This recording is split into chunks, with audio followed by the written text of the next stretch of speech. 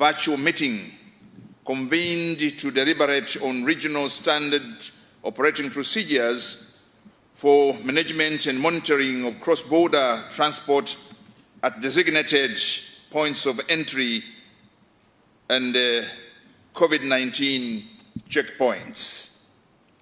Allow me to thank you, my fellow ministers, for once again honoring the region by participating in this August meeting. Ladies and gentlemen, I wish to register my sincere gratitude and appreciation to Dr. Stogomena Lawrence Tax, Executive Secretary, and the entire Sadc Secretariat for their outstanding contribution in coordinating Sadc activities, particularly at this critical time that the region is still dealing with the COVID-19 pandemic. Honorable Ministers, as you will recall, during our last Council of Ministers virtual meeting held on 29th May 2020, among other decisions, we directed the expanded Technical Committee on Health to meet and finalize the revised regional guidelines on harmonization and facilitation of cross-border transport operations across the region and the region standard operating procedures, SOPs, for management and monitoring of cross-border road transport at designated points of entry and COVID-19 checkpoints.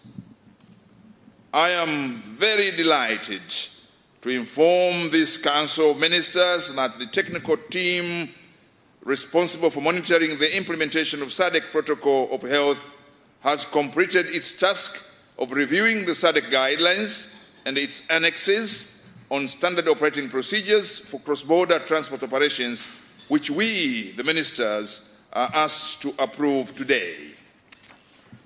Honorable Ministers, as most countries and regions around the globe are still facing a public health emergency of international concern caused by COVID-19 pandemic, our region has continued to exhibit its determination and solidarity as we strive to address and contain the COVID-19 pandemic.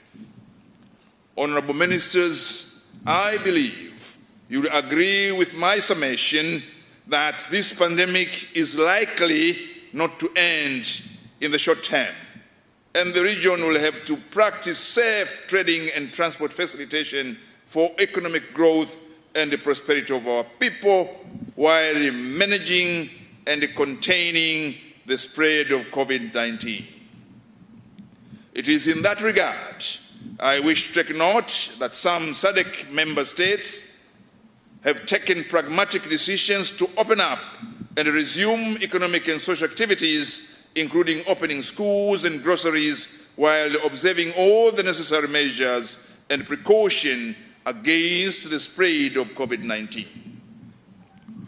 Honorable Ministers, as I hinted in my 29th May 2020 speech, that while we take measures to contain the pandemic, we should be reminded that the very aim of our integration, among other things, is to boost intertrade, regional intertrade, and the creation of jobs for our people.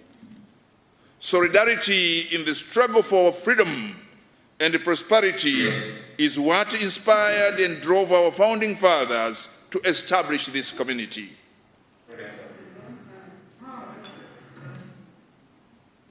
Honorable Ministers, while I commend our solidarity, commitment and strength exhibited since the outbreak of COVID-19, permit me to inform that recently, unfortunately, it has been observed in some quarters with great concern that sometimes member states react unilaterally in implementing protective measures, which are increasingly disrupting interstate trade and transport.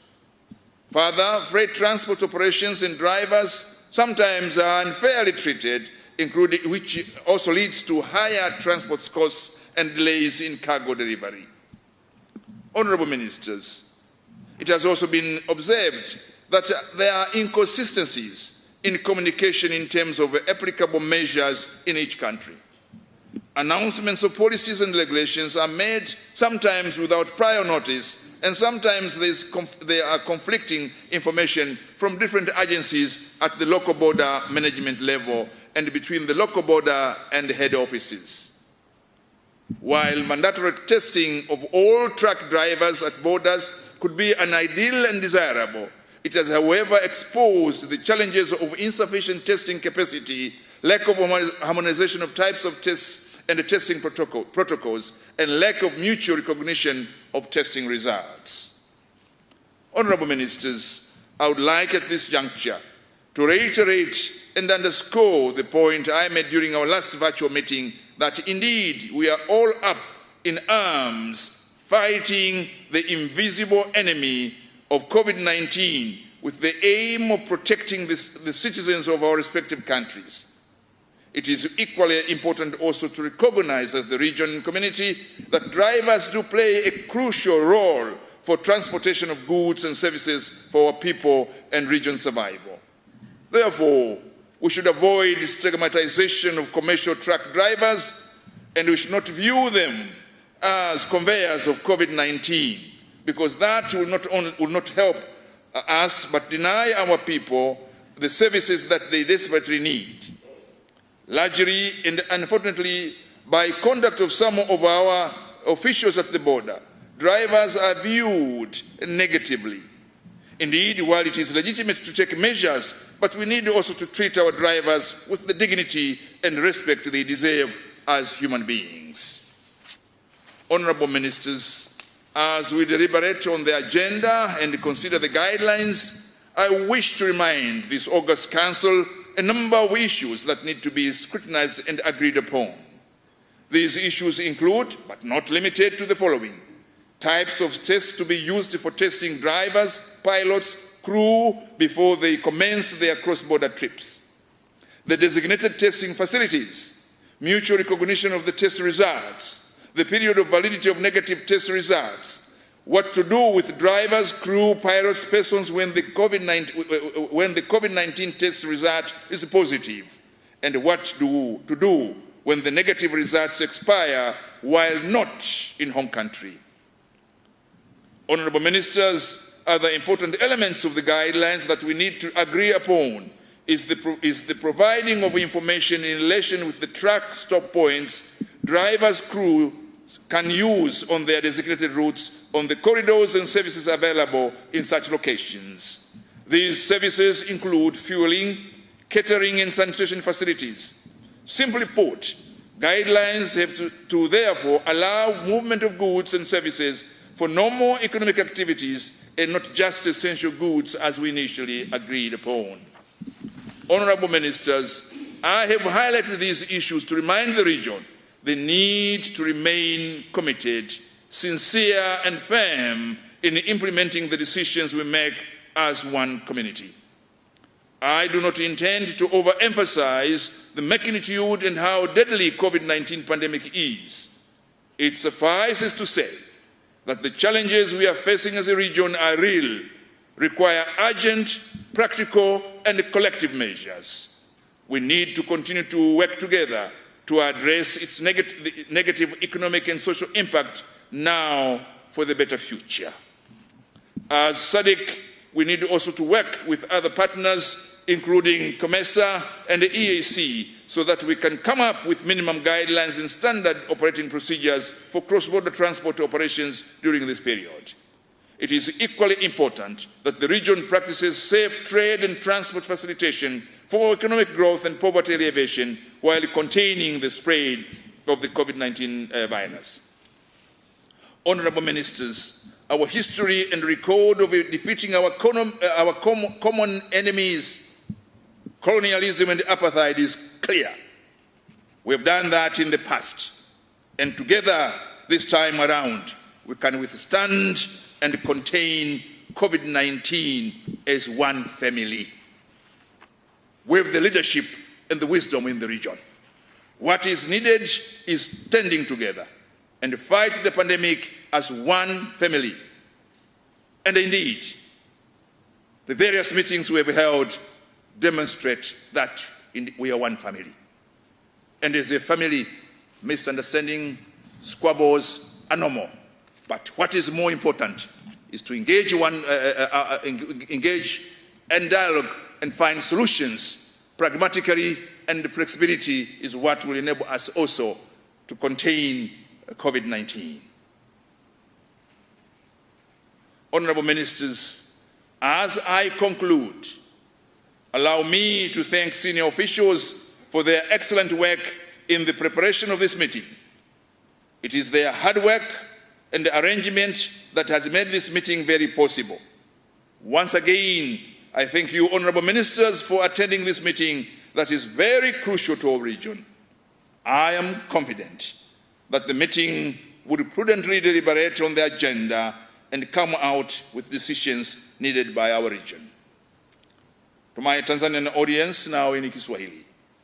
Mkutano huu ambao umeitishwa leo, mkutano wa dharura, ni mkutano muhimu sana wa kujadili mwongozo wa urazinishaji na usimamizi wa biashara kati ya nchi za jumuiya za Sadc.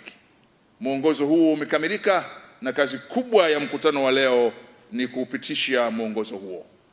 Zipo changamoto ambazo tumekabiliana nazo, lakini jambo la kutupa moyo ni kwamba changamoto hizo daima zilipotokea tulipata kukaa na kujadili na kuzipatia ufumbuzi. Tunaamini kabisa Jumuiya ya Maendeleo ya Kusini mwa Afrika, kama ambavyo imekuwa ada yake, itasimama pamoja pia katika kupambana na maradhi haya ya virusi vya COVID-19 na hatimaye kukabiliana navyo, na wakati huo huo ikiendelea kuimarisha biashara kati ya nchi zetu na jumuiya yetu kwa ajili ya maendeleo na ustawi wa nchi zetu na watu wake. I thank you so much for your kind attention. Asante sana. Muito obrigado. Merci beaucoup. Galeboha.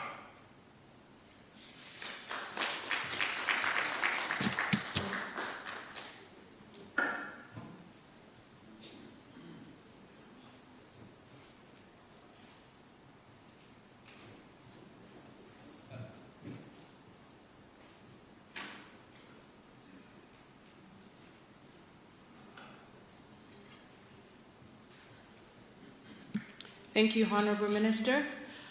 Members of the media, we thank you for your presence, but may you kindly take your exit as the meeting is about to start. Thank you.